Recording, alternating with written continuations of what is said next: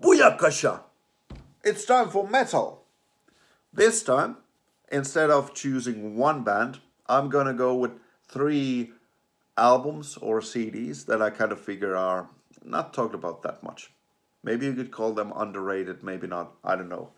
But these are albums that I really feel are really much better than most people are giving them credit for. So the first pick is from 70s, uh, and it kind of sounds like an 80s classic metal album made 6 or 7 years before its time. It's Sweet Fanny Adams. And early Sweet stuff is considered to be this really crappy pop stuff. And that's true, that's true. But on this album, they really changed and they started playing the kind of music they played live anyhow. So you get all these really hard riffs, really surprising stuff from for 1974, like the title track "Sweet F.A." or "Sweet F." All really is what it should be. You got this guitar riff going, which is basically like Iron Maiden 6 or 7 years before they were making any albums. So really cool stuff. Set Me Free, the opening track. Oh my god, it's so full of energy and these wild drum fills. The drummer is great. The singing is brilliant. They got four guys basically, like all singing, sometimes one at a time, sometimes doing harmonies, and it's really great stuff. A bit like maybe a bit like Queen, but somehow even more violent and powerful. So really great stuff. Heartbreak Today is like this slow, almost bluesy track with a really great, insane melodic solo there coming up. So it's really energetic and fun listening to this album. The downside of this album is that not all the tracks are quite that heavy. So there are a couple of silly rock and roll tracks like AC/DC and Peppermint Twist. Uh, Also, depending on which version you're gonna get from this album, if you get the remastered edition, you might get a bonus track called Burn on the Flame. And it's like straight up 80s hair metal, the track, that good variety of hair metal. Or you might get Ballroom Blitz, which was a big hit, and I think most people will recognize that song.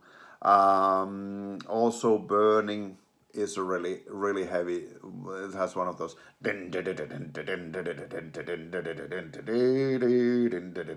kind of riffs. So amazing album. Definitely, I did not expect this one at all. Really like a forerunner for what was coming up in the 80s. Then, speaking of the 80s, Megadeth has been talked about over and over again, but this is my favorite album from Megadeth without a doubt. Killing is my business and business is good.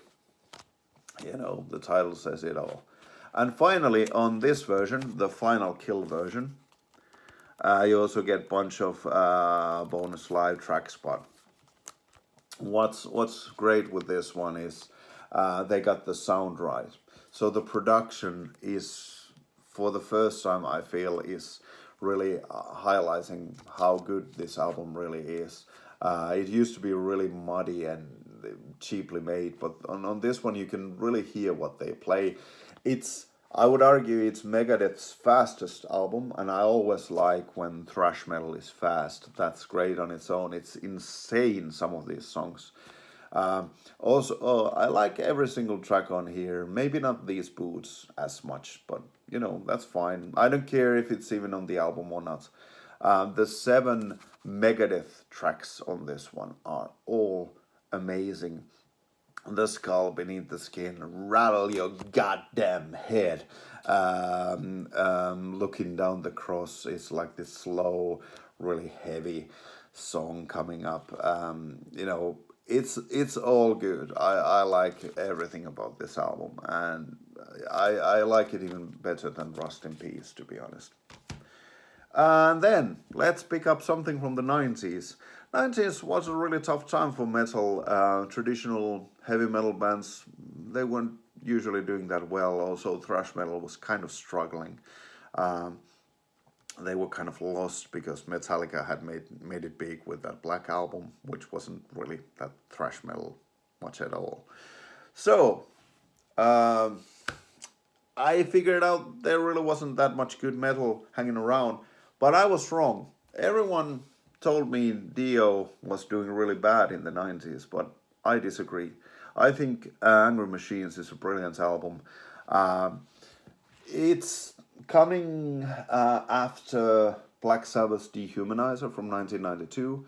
I think Dio first released Strange Highways after that in 93.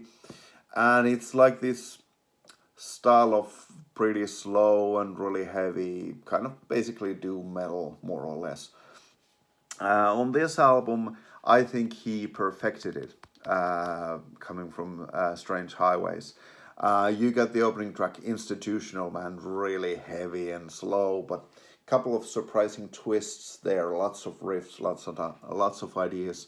Then you get the second track, Don't Tell the Kids, and it's like insanely fast. It's probably the fastest song I've heard from Dio. So really cool stuff and really a punch in the gut, if you will. Hunter of the Heart, I think, is brilliant. Stay Out of My Mind has this really creepy midsection, and it's really like almost on the borderline disturbing track. I also like the guitar player Tracy G doing this weird harmonics with the guitar. It's probably a bit like some of the stuff Dimebag Darrell and Zakk Wylde were doing, but I've never heard it done quite like this. If you listen to the beginning of Big Sister, he's doing this weird slide on that string. It's really metallic kind of wow, wow, wow. I cannot really explain it. It's really cool. I've never heard anyone do anything like that with a guitar. So I think he's seriously underrated.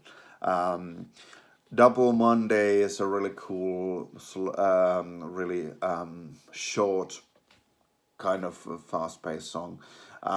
It's a really depressing album. It really sounds very cynical and really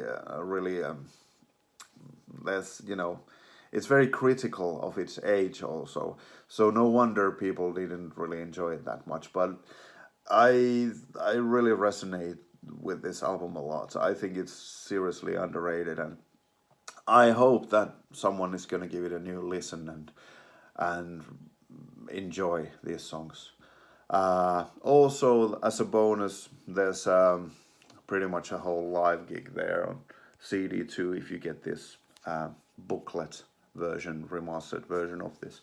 And it's a cool live show. Tracy is showing more of those weird metallic slides, and it's a great time for the band. So these were my 3 picks for the day. Dio's Angry Machines, Megadeth's Killing Is My Business, and Business Is Good, and Sweet Fanny Adams. Okay, see you on the next one.